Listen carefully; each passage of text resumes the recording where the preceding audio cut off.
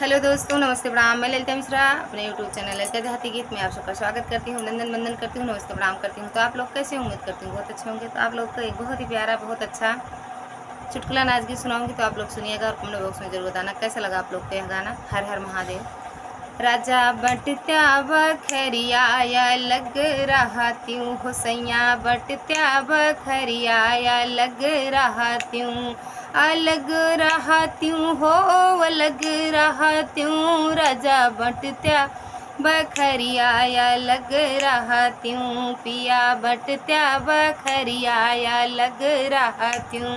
हमरे ससुर जी के चार बेटौना, चार बेटौना हो, चार बेटौना। हमरे ससुर जी के चार बेटौना, जवन कैले नौकरिया उन्हें लेत्यूं, जवन कैले नौकरिया उन्हें लेत्यूं। सैया बटत्या बखरिया लग रहा त्यों, अलग रहा त्यों हो, अलग रहा त्यों। सैया बटत्या बखरिया लग रहा त्यों।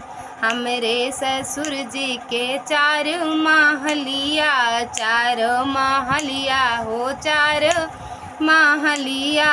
हमरे ससुर जी के चार महलिया, जेमे लागल बाएसी उहे लेत्यूं, जेमे लागल बाएसी उहे लेत्यूं। राजा बटत्या बखरिया लग रहा त्यों, अलग रहा त्यों हो, अलग रहा त्यों। सैया बटत्या बखरिया अलग रहा त्यों।